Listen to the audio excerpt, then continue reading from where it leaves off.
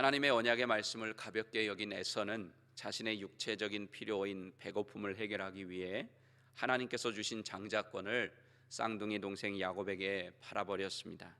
그것은 현실의 문제를 해결하기 위해 소중한 미래를 잃어버린 어리석은 행동이었습니다. 이를 통해 우리의 삶도 현실의 문제나 또 필요를 해결하기 위해 하나님께서 약속하신 미래를 잃어버리고 있지는 않은지 돌아보며 또 현재의 삶 속에서 하나님의 약속을 선택해야 한다, 그런 말씀을 어제 드렸습니다.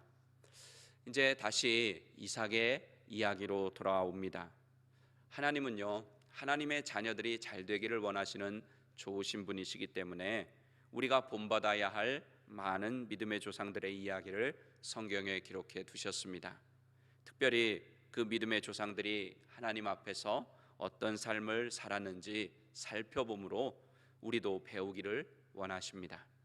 하나님이 주신 은혜와 복을 이 땅에 누리며 살기 원하는 우리들이 신앙의 모델로 삼을 많은 믿음의 조상들이 있는데, 그 중에 한 사람이 오늘 본문에 나오는 이삭입니다. 그래서 저는 오늘 본문 말씀에 의지해서 한 환경이 아니라 말씀을 따라 살아야 한다라는 제목으로 이삭의 삶을 통해 우리에게 주시는 은혜를 나누고자 합니다.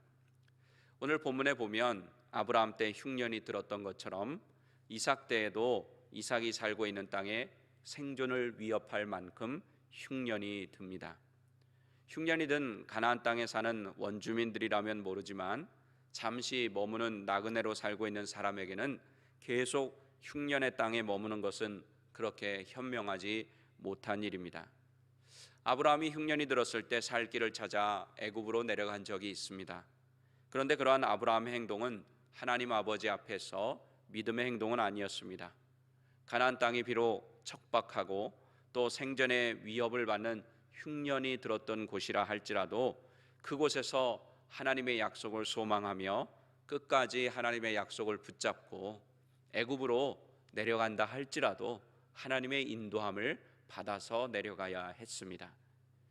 이삭도 흉년이 들자 아버지처럼 애굽으로 내려가려고 했던 것 같습니다. 왜냐하면 블레셋은 애굽으로 내려가는 대로가 있는 곳이었기 때문입니다. 이삭이 블레셋으로 갔다는 것은 애굽으로 내려가는 길에 들어섰다는 뜻입니다. 그러자 하나님께서 이삭에게 나타나셔서 말씀하십니다. 오늘 본문 2절을 다시 한번 읽어보겠습니다. 여호와께서 이삭에게 나타나 이르시되 애굽으로 내려가지 말고 내가 네게 지시하는 땅에 거주하라. 아멘. 애굽으로 내려가지 말고 지시하는 땅에 거주하라는 그 말씀에는 하나님께서 모든 것을 책임질 것이니까 너의 삶을 하나님께 온전히 맡기고 내 말을 들어라 하는 그런 뜻이 담겨 있습니다. 그리고 거주하라고 명령하신 것만이 아니라 약속의 말씀도 이어서 주십니다. 본문 3절에서 4절을 다시 한번 읽어보겠습니다. 이 땅에 거류하면 내가 너와 함께 있어 내게 복을 주고 내가 이 모든 땅을 너와 내 자손에게 주리라. 내가 내 아버지 아브라함에게 맹세한 것을 이루어 내 자손을 하늘의 별과 같이 번성하게 하며 이 모든 땅을 내 자손에게 주리니 내 자손으로 말미암아 천하 만민이 복을 받으리라. 아멘. 이 땅에 거류하면 조건이죠, 그죠? 하나님의 말씀이 이 땅에 거류하면 이러이러한 복을 줄 것이다. 무슨 뜻입니까? 하나님이 그 앞절에서 뭐라고 말씀하셨어요? 애굽으로 내려가지 말고 내가 말한 곳에 머물러라, 거류해라. 즉 내 말에 순종하면, 내 말대로 하면 이러이러한 복을 주겠다 하시는 말씀입니다. 대체로 사람들은 어렵고 힘들면요 과거를 돌아보게 됩니다. 과거를 돌아보면서 내가 어디서부터 잘못되었지 하며 이렇게 바람직하게 생각하는 사람들도 있지만, 과거가 좋다고 하면서 옛날이 좋다고 하면서 과거로 돌아가려고 하는 사람들도 많습니다. 그리스도인들의 경우에도 보면 어떤 분들은 예수님을 구세주로 믿고 영접한 이후에 삶이 잘 될 줄 알았는데, 남들이 말하는 것처럼 예수 믿으면 복 받는 줄 알고, 예수 믿으면 병 고침을 받는 줄 알고, 예수 믿으면 사업 잘 되고, 예수 믿으면 자녀들이 잘 되는 줄 알고 예수 믿었는데, 예수 믿고 난 이후에도 여전히 어려움이 있고 고난이 찾아오게 되니까 과거를 돌아보며 세상으로 돌아가려고 하는 그런 생각을 하는 분들이 많습니다. 하지만 하나님께서는요, 뒤돌아보는 것을 원하지 않으십니다. 과거를 통해 자신을 돌아보고 교훈을 얻어서 앞으로 나가는 것은 바람직하지만, 과거 지향적으로, 즉 과거로 다시 돌아가려고 하는 그런 삶을 사는 것은 원하지 않습니다.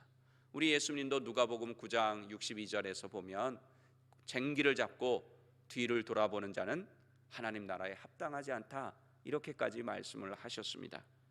하나님은 우리가 하나님께서 주신 약속의 미래를 바라보며 앞으로 전진하기를 원하십니다. 하나님은 오늘 우리에게도 삶이 아무리 어려워도 애굽으로 내려가지 말라고 말씀하십니다. 과거로 돌아가지 말라고 말씀하십니다. 즉 하나님의 말씀대로, 하나님의 약속의 말씀을 붙잡고 앞으로 전진하면 하나님께서 책임져 주시겠다는 것입니다. 그러면 우리가 하나님의 말씀에 순종해서 애굽으로 내려가지 않으면 어떤 일이 일어날까요? 내 삶에 지금 다가온 그런 고난과 어려움과 시련의 문제를 가지고 그것 때문에 과거로 돌아가지 않고 하나님의 약속의 말씀을 붙잡고 미래로 나가면 어떤 일이 우리의 삶에 벌어질까요?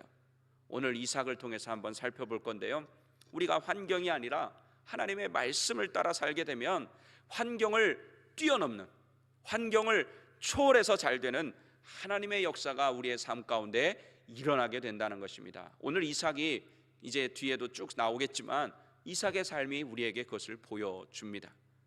본문 1절, 또 우리가 나중에 살펴볼 12절에서 13절 우리 함께 읽어보겠습니다. 먼저 본문 1절입니다. 아브라함 때에 첫 흉년이 들었더니 그 땅에 또 흉년이 들매 이삭이 그랄로 가서 블레셋 왕 아비멜렉에게 이르렀더니. 아멘. 이어서 우리 12절에서 13절 읽어보겠습니다. 이삭이 그 땅에서 농사하여 그 해에 100배나 얻었고 여호와께서 복을 주심으로 그 사람이 창대하고 왕성하여 마침내 거부가 되어. 아멘. 자, 이삭이 농사해서 100배나 얻은 그 해는 가나안 땅에 흉년이 들어서 이삭이 애굽으로 내려가려고 했던 바로 그 해입니다. 즉 흉년이 들었던 해예요. 그 흉년이 들었음에도 불구하고 이삭은 하나님의 말씀에 순종해서 애굽으로 내려가지 않고 그 땅에 머물면서 농사를 지었더니 몇 배의 수확을 거뒀다고요? 100배. 놀라지 않으시는데? 감이 잘 없죠. 100배가 도대체 얼마나 되는 거야? 하지만 중요한 것은 하나님이 이렇게 기록해 놓으셨다는 것, 또 특히 그때는 어떤 때라는 거예요? 흉년 때에 농사로 승부를 걸었다고 하는 것은 무슨 뜻이냐면, 쉬운 예로 지금 이제 우리가 코로나 팬데믹으로 인해서 어렵잖아요. 경제가 어렵잖아요. 자, 이런 겁니다. 어떤 사람이 식당을 하려고 해. 그때 막 주변에서 또 많은 경험이 있는 사람들이, 전문가들이 지금 그렇지 않아도 팬데믹으로 인해서 있는 식당도 문을 닫는 판인데 지금 식당 시작하면 망한다고 이렇게 이야기를 해주는 거예요. 그런데 그런 이야기를 들음에도 불구하고 식당을 열어서 승부를 거는 것과 같은 그런 것, 마찬가지와 같은 그런 행동이었어요. 그 당시 흉년에 농사를 짓는 것은. 이렇게 신앙은 때때로 모험인 경우가 있습니다. 이삭이 농사를 지은 블레셋 땅은 원래부터 흉년이 들지 않아도 그렇게 비옥한 땅이 아니기 때문에 농사를 지어서 흉년이 돼봐야 그렇게 많은 수확을 거두는 그런 땅이 아니었어요. 그런데 흉년이 들었던 때, 그것도 농사를 지어보지 않았던 사람이, 유목민 출신인 이삭이 농사를 지어서 100배의 수확을 거뒀다. 이것은 하나님의 기적으로밖에는 해석이 되지 않는 그런 부분입니다. 그래서 주석가 로빈슨이라고 하는 사람은 이렇게 말했습니다. 그 당시 블레셋 땅의 조건과 다른 사람들의 수확량을 비교해 볼 때 이삭의 100배의 수확은 파격적인 것이었다. 무슨 뜻입니까? 하나님의 기적이었다. 기적이었다. 예수님께서 말씀하신 축복의 비율을 보면은 몇 배입니까? 30배, 60배, 100배예요. 근데 이삭은 오늘 본문에 보니까 그 예수님이 말씀하신 최고의 배율인 100배의 수확을 얻었어요. 이것은 하나님께서는 불경기와 상관없고 환경과 조건과 상관없이 상황과 환경을 지배하시는 하나님이시라는 것을 보여주신 것입니다. 쉽게 말씀드리면 경제 불황 때 10,000불 투자해서 100,000,000불 얻는 것이에요. 좀 이해가 되세요? 요즘 돈으로 해서 10,000불 투자해서 100,000,000불 얻는 것. 한 해에 어떻게 100배를 얻을 수 있을까? 우리가 하면 안 되지만, 불가능하지만 하나님께서 하시면 가능한 줄로 믿습니다. 우리 교회 10번째 믿음의 고백이 무엇입니까? 우리 아시는 거니까 저를 따라서 한번 해보겠습니다. 하나님은 모든 것을 하실 수 있습니다. 하나님은 모든 것을 하실 수 있습니다. 하나님은 못하시는 것이 없으세요. 여러분들 믿으십니까? 하나님에게는 불가능이 있다 없다? 없다. 아마 사람들이 놀라서 찾아와서 이삭에게 그 농업의 비결 물어봤을 거예요. 야, 당신 어떻게 해서 이 흉년에 100배의 수확을 거뒀냐고 아마 물어봤을지도 모르겠습니다. 이삭이 100배나 얻은 것은 그의 농사법이 특별해서가 아닙니다. 이유는 단 한 가지, 하나님의 은혜요 축복이었기 때문입니다. 하나님께서 복을 주시면 환경과 조건과는 상관없이 잘 될 수밖에 없습니다. 그러므로 우리는 어렵고 힘든 환경, 부족한 환경을 바라보지 말고 이삭처럼 복 주시는 하나님만을 바라보고 하나님의 약속의 말씀을 붙잡고 하나님 말씀대로 살아야 하는 것입니다. 죄송한 말씀이지만 우리가 하나님을 잘 믿고 또 하나님 말씀대로 산다고 해서 우리의 삶의 고난이나 고통이 문제가 없어지는 것은 아닙니다. 흉년은 누구에게나 찾아옵니다. 그 땅에, 가나안 땅에 얼마나 많은 사람들이 살았겠습니까? 그들에게 동일하게 찾아온 흉년이었습니다. 아브라함도 흉년을 경험했고 이삭도 흉년을 경험했습니다. 심지어 예수님의 제자들은 예수님과 함께 배를 타고 가다가 풍랑을 만나기도 했습니다. 하지만 하나님은 흉년으로 끝내시는 분이 아니라 흉년이라는 상황 중에도 우리에게 복을 주시는 분이라고 하는 사실 여러분들 기억하시면 좋겠습니다. 또 파도를 잠잠케 해주시는 분이라고 하는 것을 믿으시면 좋겠습니다. 우리가 하나님의 말씀에 순종하면 하나님은 환경을 초월해서 복을 주신다는 사실 이번 기회에 확실하게 여러분의 마음 가운데 새기시기를 바랍니다. 미국에, 우리가 살고 있는 이 땅 미국에 잭 하트만이라고 하는 사람이 있습니다. 어느 날 그의 회사가 재정적인 큰 어려움에 빠졌습니다. 더 이상 회생 가능성이 없었습니다. 그때 친구를 통해서 복음을 듣게 되고 예수님을 믿게 되었습니다. 우리가 어려움 당할 때 마음이 연약해지면 이렇게 복음을 받아들이기 쉽잖아요. 아마 그 주변에도 그런 믿음의 친구가 있었던 것 같습니다. 그래서 이 사람이 예수님을 믿었음에도 별로 회사의 형편은 나아지지가 않았습니다. 그래서 그는 내가 예수 믿어도 별거 없네, 괜히 믿었네, 이렇게 한 것이 아니라 그는 결심을 했어요. 믿을 바에야 내가 한번 믿은 거니까 확실하게 믿어보자. 성경에 분명히 축복의 원리가 있을 거야. 그때부터 그는 성경을 통해서 하나님의 부욕해 하시는 방법을 찾았습니다. 그렇게 집중적으로 성경을 파니까 성경적인 부여의 법칙을 발견하게 됩니다. 그것이 무엇이었느냐? 바로 씨를 뿌리는 것이었습니다. 심는 것이었어요. 그 다음부터 그는 눈물로 씨를 뿌렸습니다. 그리고 성경에 나오는 재정과 관련된 구절을 작은 카드에 적고 항상 몸에 가지고 다니며 성경 말씀대로 재정 운영을 했습니다. 때로 재정이 어려워도 변함없이 하나님께 헌금을 했습니다. 그때마다 비서가 말했습니다. 사장님, 그렇지 않아도 망해가는데 이렇게 하시면 더 빨리 망합니다. 그래도 이 하트만이라고 하는 사람은 말씀대로 사는 것을 포기하지 않았습니다. 그 일이 결코 쉬운 일이 아니었습니다.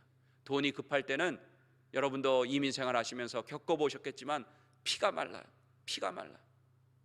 그래도 변함없이 말씀의 능력을 믿고 그대로 실천하자 하나님께서는 신기하게도 그 재정적인 위기를 넘어가게 해주셨고 회사도 크게 번창하기 시작했습니다. 그래서 그는 성경은 경영학 교과서입니다 라는 책을 펴냈고 세계 곳곳을 다니면서 성경대로 살면 복을 받는다는 사실을 전파하고 있습니다. 지금 미국 같은 경우는 또 백신 맞은 비율도 또 점점 높아지고 조금씩 경제가 회복되는 기미를 보이고 있지만 여전히 세계는 코로나 팬데믹으로 인해서 경제가 불안정한 가운데 있습니다.